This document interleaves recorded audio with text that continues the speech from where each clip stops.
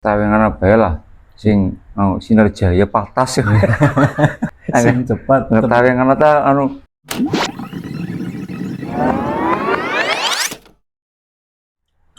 Assalamualaikum warahmatullahi wabarakatuh. Waalaikumsalam warahmatullahi wabarakatuh. Pemirsa yang budiman, dimanapun Anda berada, semoga selalu sejahtera, Amin, amin. diberikan rezeki yang luas, Amin, amin. oleh Allah Subhanahu Amin. wa Ta'ala. Jadi Ramadan yang paling saya suka itu malam hari, Gus. Karena bisa wudhu. Jadi ini memang betul kata Rasulullah ya Gus, bahwa kenikmatan orang berpuasa itu dua ya Gus. Ya. Napa mawon Gus? Satu ketika berbuka puasa. Yang kedua ketika bertemu dengan Allah. Loh ya jangan dulu lah Gus. Nah ini berpuasa kok malah jadi horor. Enggak horor. Ketika berbuka dan ketika berjuluh. Sekarang berjumpa dengan Allah kan nggak di dunia. Itu maksud berjumpa dengan Allah itu bagaimana Gus? Ya ketika kelak kita sowan di hadapan Allah, kita senang, kita happy. Atau dalam keadaan baik atau bagaimana? Yang jelas misalnya ya kayak jenengan lah, misalnya sowan ke seseorang tapi dalam kondisi hati hancur kan. Iya. Kan nggak nyaman ya. Udit tapi orang enak lah. Sowan tapi sowan nggak masalah ya kan, orang kepenak. Nah, ketika kita berpuasa besok soalnya nggak ada masalah. Iya, jadi kita happy. Berarti arti dari ihtisaban atau bagaimana? Kalau dari kan ada man soma Ramadana, imanan. Ihtisaban itu kan lillahi ta'ala. Jadi beramal karena Allah. Nah, berarti itu kan ihtisab. Bertemu dengan Allah dengan kerelaan, keridoan sama saja bagaimana? Iya, dengan keikhlasan. Tapi mudah-mudahan kita umur panjang ya Gus. Amin, amin, amin. Jangan langsung bertemu dengan Allah dulu. Amin, amin, amin. Nah, ini Gus. Bahwa menariknya berpuasa itu di siang hari ibadah, di malam hari juga ibadah. Tapi seringkali terjadi di masyarakat. Nah ini untuk kalangan NU terlebih dahulu bahwa ada blok ekspres sama blok yang biasa gitu, yang slow motion gitu, tentang tarawih Gus, tentang tarawih. Ada yang cepet banget, patas gitu kan. Tentang patas, terusan bahkan mungkin nggak sampai setengah jam selesai, itu udah kayak ula gitu. Itu gimana Gus? Menurut apakah dibenarkan traweh secara banter? Tapi nek nggak banter ngantuk Gus. Yang jelas itu ibadah ini ibadah puasa ya, bukan untuk kebut-kebutan ya. Nah, benar. Jadi kalau bisa ya wajar lah kita, karena kita nggak pernah melakukan rokaat sedemikian rupa, sedemikian banyak, sehingga kita agak cepat. Tapi harapan saya jangan terlalu cepat, jangan juga terlalu lindik. Iya, jadi mana masih ngomong kayak gitu, jadi lah nyentah tawengan bae lah sing sinerja ya patas ya. Sing cepat. Tawengan ta BCS. Ganu banget ya. Nggak apa-apa disebut yang jelas yang jelas ya jangan sampai kita kehilangan momen kekhusyuan untuk beribadah. Jangan sampai itu karena ingin cepat akhirnya terus kita kehilangan kekhusyuan ketika kita beribadah. Ya minimal ya apa ya, tumakninah lah, tumakninah. Walaupun ada pendapat yang mengatakan bahwa kalau sholat sunnah itu tidak wajib tumakninah. Ada pendapat. Jadi misalnya yang patas itu ya ada yang mengatakan tetap sah juga, karena memang itu ada pendapat mengatakan bahwa kalau tumakninah itu di dalam sholat sunnah. Dalam sholat sunnah itu ada yang mengatakan, ada loh ya, ada yang mengatakan tidak wajib. Nah, perkara tarawih Nah, ini sebenarnya sudah klasik ini, Mm-mm. bahwa apakah memang aturannya 20 rakaat dan 8 rakaat itu yang lebih kuat yang mana, Gus? Memang Rasulullah itu melakukan yang berjamaah ya. Yang berjamaah. Jadi Jamaah pernah itu- melakukan berjamaah ya? Iya, sholat tarawih itu 8 rakaat. Hmm. Cuma Rasulullah itu di apa? Beliau mengatakan 8 rakaat ya, kemudian meneruskan di rumah masing-masing dengan para sahabat karena khawatir nanti diwajibkan. Rasul kan sangat Hati-hati. raufur ya. Raufur rahim. Raufur Jadi rahim. Harisun tidak boleh- alaikum ya.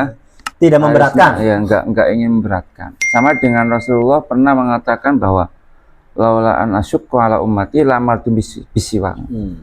Kalau saya enggak ingin memperberat umatku, saya akan suruh mereka untuk siwakan di setiap sholat.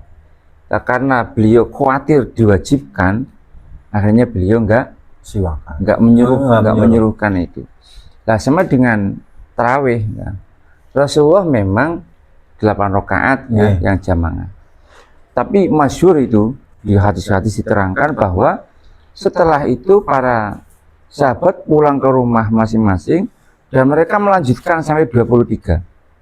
Terbukti bahwa rumah para sahabat itu kemudian terdengar kayak suara dengung, kayak suara itu Tawon itu ya? tawon lebah itu. Kemudian pada zaman pada zaman sahabat Umar bin Khattab dikumpulkan lagi jamaah dan beliau mengatakan bahwa nikmatil bid'ah hadhihi. Sebaik-baik bid'ah adalah ini. Jadi sholat 2-3 rakaat berjamaah bareng. Ya, itu dan kalau sahabat Umar sudah mengatakan demikian, otomatis sudah dapat kata belajar dari Rasulullah. Artinya Apa yang dilakukan sahabat Umar termasuk sunnah. Sunnah berarti karena Rasulullah mengatakan alaikum bisunnati wa sunnatil khulafair rasyidin al-mahdiyyin min ba'di. Jadi kalian supaya mengikuti sunnahku dan sunnahnya khalifah ar-rasyidin setelah saya wafat. Termasuk Sayyidina Umar kan khalifah beliau. Nah, kalau Sayyidina Umar sudah mengatakan nikmati bid'ah ya berarti sudah dapat kata belajar dari Rasulullah. Otomatis juga sunnah. Nah, batasan rakaat tarawih sebenarnya, Gus. Kalau dalam fikih itu apakah yang kita tahu kan ada yang 8 rakaat, ada yang 8 rakaat plus witir jadi 11, terus 20 plus witir menjadi 23. Apakah ada yang lebih dari itu? Mayoritas mengatakan 20, 23 sama witir, mayoritas ulama. Walaupun ada yang mengatakan itu lebih, ada juga yang mengatakan 35, ada, cuma mayoritas itu ulama mengatakan 23 sama witir. Ya kita ambil mayoritas ulama aja. Nah, terus misalkan kalau kita ini gitu kan melakukannya kepengen diskon 60% jadi 8 rakaat nggak apa-apa ya, Gus ya? Ya nggak apa-apa juga daripada enggak. Berarti wong NU melakukan 11 rakaat pun nggak apa-apa? Ya nggak apa-apa. Nah, tapi bagus-bagusnya iya, 23. al-ajru biqadri ta'ab. Pahala sesuai dengan kepayahan. Semakin banyak ya semakin payah, semakin besar pahala.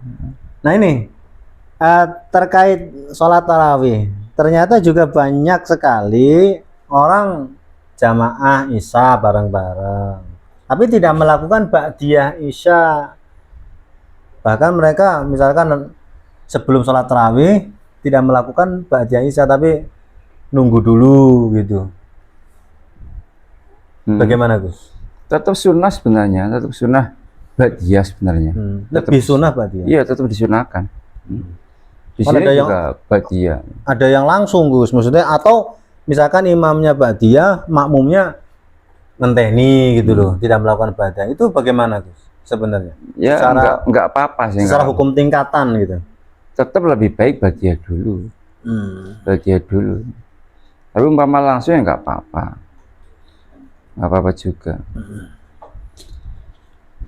Berarti kalau misalkan tidak melakukan padahal kan ba'diyah itu, kalau ba'diyah isya adalah muakkadah ya. Muakkadah. Muakkadah. Lebih Dalam- dikukuhkan gitu.